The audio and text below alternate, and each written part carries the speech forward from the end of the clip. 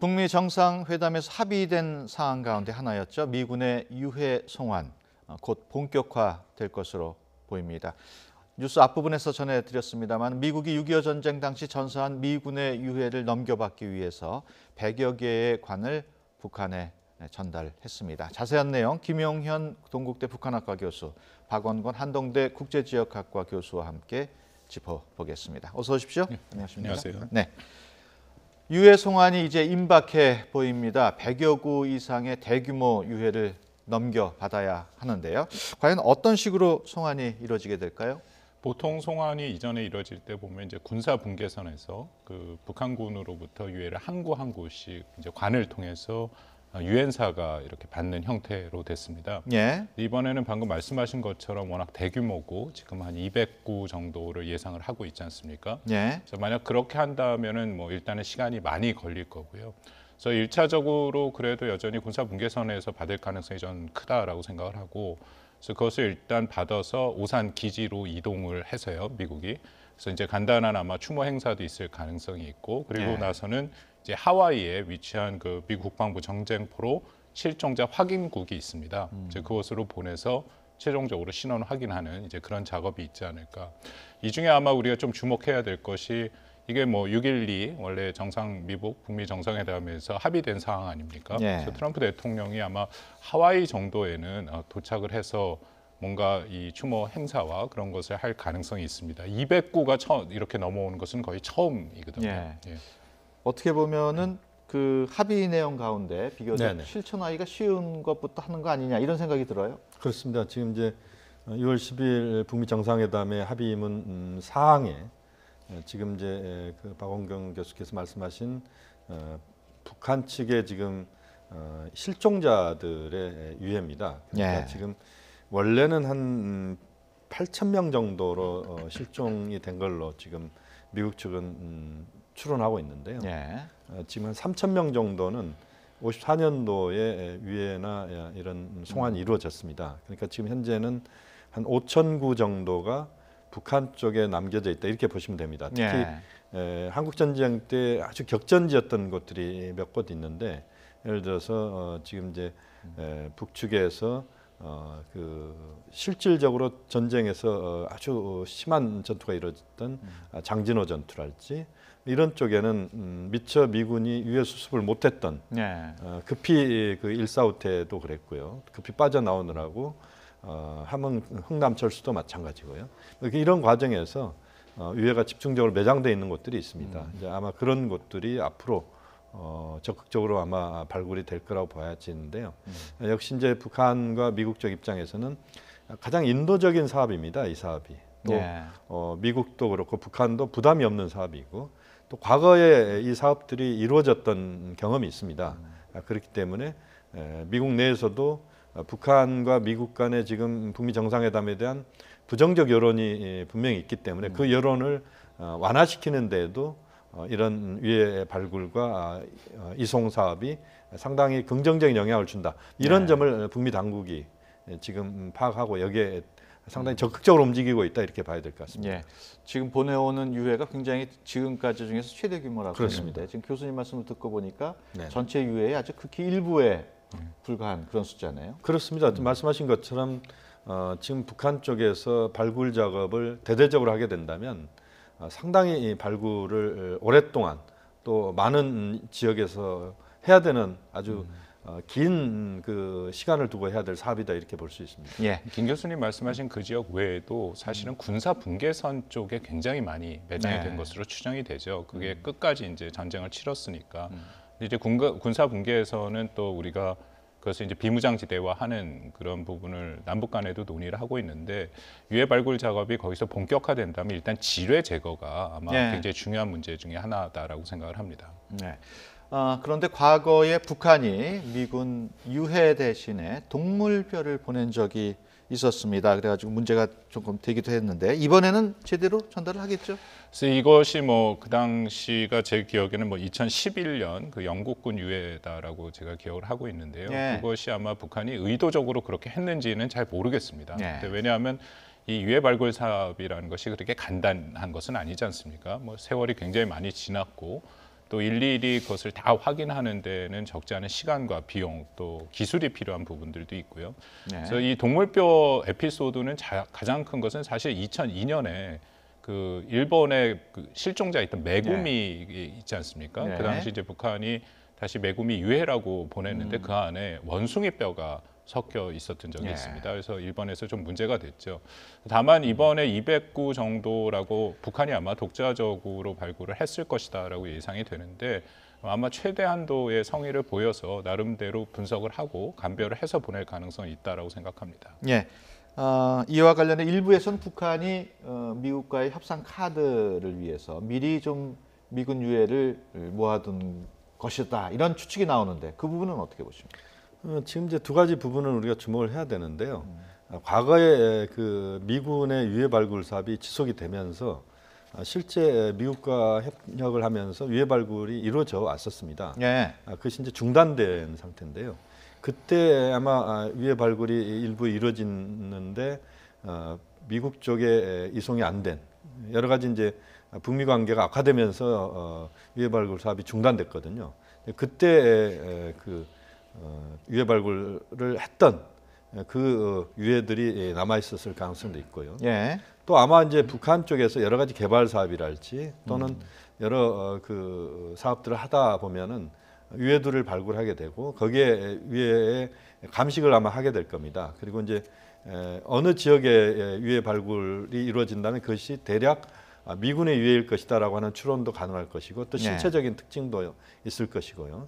아마 그 신장이랄지 이런 것까지 고려해서 본다면 그런 차원에서도 유해가 보관돼 있었을 가능성도 있고 또 일부는 또 북측에서 최근에 그 유해 발굴 사업을 적극적으로 했을 가능성도 있습니다.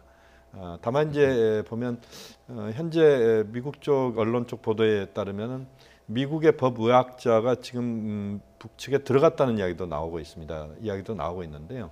그래서 정확하게 미군 유해인지에 대한 감식 이런 것들이 일단은 유관 감식이랄지 또는 여러 가지 수단을 통해서 우선적으로 감식이 되고 예. 나중에 아마 이제 그 하와이에 있는 그 유해 감식 센터가 있는데 아마 거기에서 정확하게 감식이 이루어질 것 같습니다. 어쨌든 북측은 나름대로 성의를 최대한 보인다. 예. 그걸 통해서 오히려 미국 쪽에 이제 다른 양보들을 얻어내는 또 미국 쪽이 다른 예를 들어서 보상이랄지 이런 쪽으로 움직이게 만드는 수단으로 이번 유해 발굴 사업을 적극적으로 활용한다 이렇게 볼 수도 있겠습니다. 예. 209라는 게 사실은 굉장히 큰 숫자입니다. 예. 1990년에 시작해서 2007년까지 제 기억에 총 그 송환된 유해가 443구였거든요. 예. 지지부진했고. 예. 그 정도였는데 209라는 것은 지난 17년간 했던 거의 거의 절반 수준이기 때문에 예. 굉장히 큰 의미가 있고 또 하나는 이것이 미국의 입장에서는 늘 전쟁 실종자 유해 발굴이 국가적인 사업입니다. 예. 그래서 이것을 매우 중요시 생각을 하고 있고 그것에 이제 따로 국이 구성이 돼 있고 매번 그것에 이제 적합한 여러 가지 행사들도 하고 있거든요. 그래서 만약 이것이 제대로 전달이 된다면 아마 미국 내에서 북한에 대한 이미지 제고에도 많은 도움이 될 것이다라고 생각이 됩니다. 예. 지금까지 미국이 유해 발굴 비용으로 모두 2,200만 달러, 그러니까 유해 한 구당 우리 돈으로 6천만 원을 북한에 지원해 왔습니다. 계속 이런 식으로 지원을 한다면 이게 대북 제재 위반이 아니냐 이렇게 보는 시각도 있는데 그건 어떻게 돼봐야 돼요? 이번 이제 유해 발굴 사업에 대해서 북측의 비용을 미국이 지불하느냐 여부는 아직 명확하게 북미 간에 정리가 돼 있는 것 같지는 않습니다. 그렇군요. 또 특별하게 그게 비용을 지불한다는 조항이 담겨 있지도 않습니다. 그렇기 예. 때문에 이제 이건 좀 더 지켜봐야 될 문제입니다만 만약에 유해 발굴과 관련돼서 일부 비용이 지불된다고 하더라도 이 사업은 가장 인도적인 사업이다라고 하는 관점에 접근을 해야 된다고 봅니다. 미국 입장도 그렇고 북한 입장도 이런 사업 자체에 대해서 최소한의 비용과 관련된 부분은 서로 양해할 수 있다 이렇게 봐야 될 것 같고요. 또 네. 이것이 유엔 차원에서의 제재의 대상도 전혀 아닙니다. 그렇기 때문에 이번 유해 발굴 사업은 좀 더 인도적 차원에서 우리가 볼 필요가 있다 이렇게 봐야 될 것 같고요. 다만 이제 또 중요한 것은 이 발굴 사업이 지속적인 사업이 돼야 된다고 보는데요. 이제 이 과정에서는 비용의 일부를 아마 미국 측이 부담할 가능성도 있습니다. 이제 그 과정에서 북미 간에 여러 가지 이야기가 있을 수 있습니다만 그렇지만 어쨌든 이 사업만큼은 인도적 차원에서 우리가 바라보는 것이 가장 바람직하다고 보고 거기에 대한 논란은 굳이 있어서도 안 된다고 봅니다. 예, 사실 6.25 당시의 유해 발굴은 우리 정부 경우에도 최근에 이르러서야 적극적으로 하는데 예. 미국 측에서 이렇게 미군 유해 발굴에 굉장히 신경을 쓰는 거 보면은 어떤 의미가 있을까요? 그 내용은? 미국에서는 전 세계를 상대로 뭐 많은 전쟁도 치렀고 분쟁이 있지 않았습니까? 네. 그리고 미국 내에서 군을 바라보는 시각은 매우 뭐랄까요? 늘 존중하고 그리고 예. 정말 국가를 위해서 봉사를 한다. 이제 그런 식의 그런 인식들이 이미 정착돼 있습니다. 그렇기 때문에 국가를 위해서 싸워서 희생을 한 사람은 반드시 끝까지 가서 그것에 대한 이제 후속 조치를 한다라는 이제 예. 그런 전통이 있거든요. 그래서 이번에도 아마 트럼프 대통령이 비용에 굉장히 민감한 사람입니다. 그럼에도 제 생각에 지금 당장 209에 대한 비용 문제가 즉각적으로 우리 김영현 교수님 말씀대로 부각되지는 않겠지만 예. 이런 것에 대한 비용은 아마 전향적으로 미국 내에서도 특히 트럼프 대통령도 좀 고려하지 않을까. 이 발굴하는데 사실은 적지 않은 비용이 드는 거고요. 또 하나는 이것을 통해서 사실 미국 간의 새로운 형태의 어떤 협력도 창출이 가능하다라고 봅니다. 예. 왜냐하면 이것은 북한이 혼자서 지난 1990년부터 94년까지 208구를 발굴한 적은 있지만 보다 효과적으로 단기간 내에 우리가 말씀 나눈 이미 5천여 구 정도 있다 하면은 예. 그것은 한국, 미국, 북한이 서로 협력을 해서 하는 것이 가장 빠른 방법이거든요. 예. 그래서 향후 이런 방안들을 우리가 좀 전향적으로 고려해 볼 필요도 있다라고 생각이 됩니다. 예. 그 과정에서 하나만 좀 추가적으로 말씀을 드리면 예.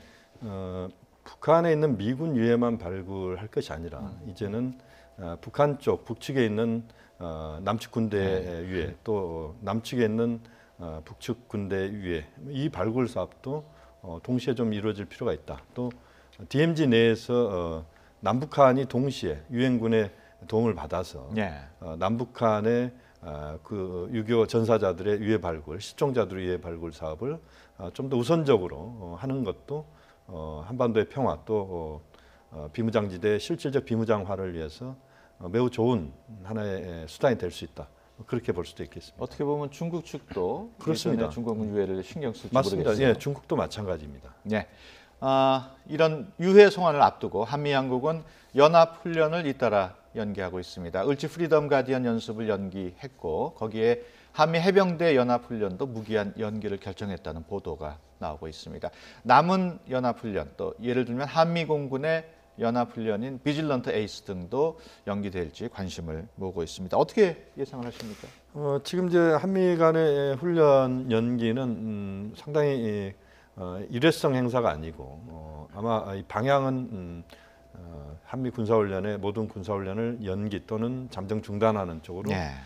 당분간 갈 가능성이 매우 높습니다. 특히 지금 이제 유해 발굴 사업을 우리가 이야기를 했습니다만 북미 간의 분위기 자체가 상당히 좋아지고 있고 또 북미 대화가 지속되는 이 상황에서는 한미 군사훈련이 연기될 수 있다라고 하는 것은 트럼프 대통령이 몇 차례 걸쳐서 이야기를 한 사항입니다. 예. 또 문재인 대통령께서도 그런 이야기를 이미 했고 그래서 주요 훈련인 키리졸브나 을지 프리덤 가디언 독수리 훈련뿐만 아니라 나머지 훈련들도 우선은 비핵화 평화 체제를 목표로 한 현재 흐름 자체에 탄력을 주는 게 매우 중요하다고 봅니다. 예. 그러니까 쇠가 좀 지금 불에 달궈졌을 때 두드려야 되는 상황이기 때문에 지금 흐름에서는 좀 더 적극적으로 비핵화 평화 체제에 집중하는 그런 쪽으로 방향을 잡아야 된다. 그런 점에서 한미 훈련은 연기 또는 잠정 중단 쪽으로 전체적인 방향을 잡는 것이 예. 바람직하다고 봅니다. 사실 그동안의 가장 큰 관심 대상이 비핵화 협상이었는데 이렇게 유해 송환 문제가 거론이 되고 또 훈련 중단 이런 것만 얘기하다 보면은 정작 중요한 비핵화 협상은 조금 더 시간이 걸리는 게 아니냐 이런 우려도 있어요. 특히 연합훈련은 뭐 사실 굉장히 민감한 문제죠. 북한으로서는 가장 먼저 원하는 것이고 이것이 미국의 대북 적대시 정책의 핵심이기 때문에 늘 연합훈련의 중단을 요구를 해왔습니다. 이번에 그 K-MAP이라고 불리는 이제 한미 해병대 훈련인데 이것이 중단된 것은 저는 뭐 꽤 큰 의미가 있다라고 생각합니다. 예. 먼저 마이크 펜스 부통령이 전에 한번 얘기를 한 적이 있었거든요. 한미 간의 대규모 훈련, 그러니까 우리가 지금 하고 있는 UFG라든지 키 리저브 그리고 독수리 훈련 같은 대규모 훈련은 중단 가능성을 얘기를 했지만 반면에 그 군별로 진행되는 통상 훈련은 계속 할 것이다라고 얘기를 했거든요. 네. 그래서 이번에 이 K맵 한미 해병대 훈련은 이게 통상적으로 해오는 것입니다. 그래서 이것은 중단 안 되지 않을까 했는데 중단을 했다라는 거죠. 근데 그것은 방금 말씀하신 것처럼 그만큼 제 판단에는 지금 트럼프 대통령이 일종의 배팅을 하고 있다라는 생각이 드는데요. 예. 이만큼 이제 북한이 가장 원하는 것을 다 들어주고 어떻게 보면 북한이 원하는 것 이상을 예. 들어줌으로써 확실한 북한의 비핵화를 유도하고 어떻게 보면 비핵화를 압박한다라는 거죠.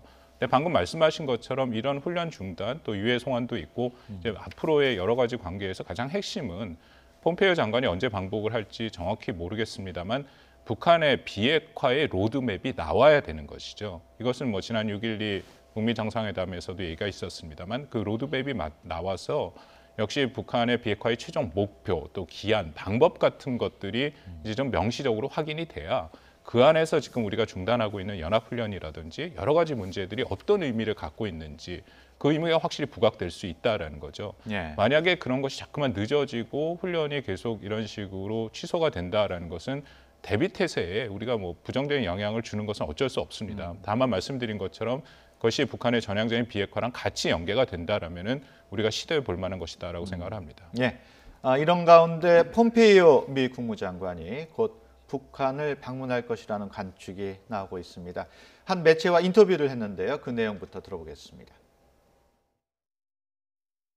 That I think both parties understand red lines, things that neither country is prepared to go past, that give us an opportunity to believe that perhaps this time is different. If it's the case that Chairman Kim either is unable to or unprepared to denuclearize, sanctions will remain in place. The enforcement of those sanctions will continue. 네, 지금 폼페이오 장관 인터뷰 보셨습니다만은 폼페이오 장관이 유해 송환에 맞춰서 네. 북한에 가가지고 비핵화 협상 후속 협상을 계속하는 거 아니냐 이런 얘기도 나오고 있어요. 뭐 그동안 이제 폼페이오 국무장관이 상당히 좀 빨리 갈 것이다라고 이야기를 했습니다만 예. 실제는 그렇게 아주 속도감 있게 움직이지는 않았습니다. 예. 그렇지만 어쨌든 지금 상황에서 비핵화 평화체제와 관련된 지난 6월 12일 합의, 이 합의가 상당히 좀 추상적인 합의였고 예. 실질적으로 그 구체적인 내용들은 폼페이오와 북측의 파트너가 지속적으로 그 논의를 한다. 이게 공동성명에 담겨 있습니다. 예. 그렇기 때문에 아마 6월을 넘기지 않고 폼페이오 국무장관이 북측을 방문하는 것이 여러 가지 상황을 봤을 때 바람직하다 이렇게 봅니다. 그 과정에서 북미 간의 비핵화 문제와 관련된 좀 더 그 공감대를 형성할 수 있는 내용들을 담아야 될 것 같고 서로 간에 예. 많은 이야기를 해야 될 것 같습니다. 예. 또 평화체제와 관련된 부분도 그렇고요. 전체적으로 폼페이오 국무장관이 북측에 가서 미국 쪽의 입장과 한국 쪽의 입장 또 북한 쪽의 파트너와 함께 많은 부분 이야기를 할 필요가 있다고 봅니다. 북한 쪽에서는 아마 지금 이제 김영철 통전부장이 될지 또는 리수용 부위원장이 될지 리용호 외무상이 될지 모르겠습니다만 어쨌든 북미 간에 지금 만남은 이루어지지 않고 있습니다만 비공식적으로는 많은 부분 이야기가 되고 있을 거라고 네. 봅니다. 그 성과들을 만들어내는 그 작업이 매우 중요하다. 그래서 단절되기보다는 계속 연속적으로 문제를 풀어가면서 하나하나 상황을 돌파해 나가는 그런 노력이 요구된다고 봅니다. 예. 이런 가운데 트럼프 대통령이 북한에 대한 경제 제재 1년 더 연장했습니다. 어떻게 보면 강원 양면 전략 같기도 한데 어떻게 보십니까? 경제 제재를 해제하는 것은 매우 어렵습니다. 지금 연장한 것은 미국 정부, 그러니까 트럼프 행정부뿐만 아니라 이제 이전 미국 행정부들이 발동한 행정 명령, 그러니까 대통령이 사인한 행정 명령의 그 6개인가를 지금 네. 6건이죠. 그 효력을 연장한 것인데 이것이 이른바 이제 일몰 조항이라는 게 있습니다. 그래서 1년이 지나서 만약에 대통령이 서명을 하지 않으면 저절로 없어지는 거죠. 그래서 네. 매년 6월달에 이 시기가 도래해서 이제 행정부 트럼프 대통령이 다시 결정을 한 거죠. 작년 6월에도 한번 연장한 거 있고 올해도 6월에 연장을 했고요. 이 경제 제재 문제는 사실 앞으로 북미 간의 비핵화 협상이 진행이 되면서 가장 어려운 문제 중에 하나입니다. 이번에 행정명령으로 나온 내용들 말고도 이것이 유엔 제재 결의안으로 지금 묶여 있는 것도 많고요. 또한 네. 미 의회에서 대북 제재 결의안으로 법으로 통과시킨 것들이 많거든요. 이게 예. 2중, 3중 사실 같은 내용들입니다. 그래서 설사 행정명령으로 트럼프 대통령이 이것을 푼다 하더라도 여전히 의회가 발의한 그 법안들이 있기 때문에 예. 이것이 해결이 안 되는 부분이 있죠. 그래서 이런 것을 종합적으로 고려할 때 결국 트럼프 대통령이 계속 그 연합훈련도 연계가 있다라고 생각을 합니다만 행정부 차원에서 북한의 비핵화에 대한 일종의 어떻게 보면 보상 조치 아니면 유도하기 위한 조치로 할 수 있는 군사적인 조치를 먼저 지금 하고 있다라는 판단이 듭니다. 예. 그런가 하면은 남북이 광복절을 계기로 해서 이산가족 상봉을 합의를 했습니다. 구체적인 일정 8.15 이후에 날짜가 잡혀 있죠. 20일부터 26일까지인가요? 그렇습니다. 이번 이제 이산가족 상봉에 대한 관심이 굉장히 높습니다. 예. 이번 이산가족 상봉이 일회성 행사로 그치기보다는 앞으로 제2, 제3회 이산가족 상봉이 올해 안에 이루어져야 된다. 이게 우리 국민의 여망이지 않겠습니까? 예. 그런 점에서 상당히 이번 이산가족 상봉을 위한 적십자회담이 주목의 대상이었습니다. 예. 이번 결과는 좀 아쉬움은 있습니다. 제가 볼 때는 한 100을 기준으로 한다면 한 75% 정도의 성과를 거뒀다 이렇게 봅니다. 예. 일단은 이산가족 상봉을 8월 20일부터 26일까지 하자라고 하는 것에 대한 합의는 매우 중요하다고 봅니다. 다만 이제 이산가족의 지금 남측만 기준으로 보면은 전체 그 13만 명이 신청을 했습니다만 이산 1세대께서 예. 지금 7만 명 정도가 사망을 했고 6만 명 정도가 생존해 계시는데 예. 이분들이 지금 81세입니다. 평균 연령이. 그리고 매년 한 5, 6천 명 분이 사망하고 계시기 때문에 실제 문재인 대통령 임기가 끝나는 2022년 5월 9일 정도면 10,000명 단위로 떨어지게 돼 있습니다. 예. 그렇기 때문에 문재인 대통령 공약 사항이기도 합니다만 이산가족 완전 상봉이 이루어져야 된다. 이런 점에서 보면 1년에 한 번 정도 상봉은 정말 턱없이 부족한 것이기 때문에 많은 부분 이제 다양한 영역에서 상봉이 이루어져야 되는데 화상 상봉도 그렇고 또 서신 교환을 비롯해서 생사 확인 여러 가지 것들이 필요한 부분들이 있습니다. 이번에 이제 일단은 이제 그 8월달에 한번 열리는 것으로 결정이 됐습니다만 예. 아마 논의는 저는 충분히 좀 됐을 거라고 봅니다. 예.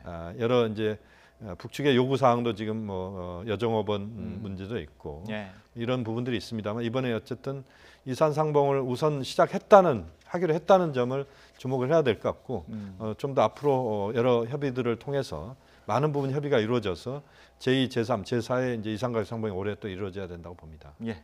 지금 뭐 시간이 거의 다 됐습니다만은 이 남북 이산가족 상봉 관련해서 상설면에서 얘기는 전에 한번 잠깐 나왔다가 지금은 별로 부각이 되지 않고 있는데 어떻게 보십니까? 한국 입장에서는 당연히 해야죠. 김혜영 교수님 말씀대로 우리가 시간이 많지 않고, 근데 이게 네. 북한의 입장에서는 매우 어려운 작업입니다. 네. 생사 확인도 그렇고 또 우리처럼 잘 전산화돼서 관리돼 있는 것들도 아니고요. 또 체제 특성상 아무런 사전 교육이나 그런 거 없이 한국이랑 또 남쪽에 있는 이산가족을 만든다라는 것은 북한이 굉장히 어렵게 생각하는 부분이죠. 예. 그래서 이것은 앞으로 좀 더 우리가 적극적으로 풀어나가야 할 문제다라고 생각이 됩니다. 예, 알겠습니다.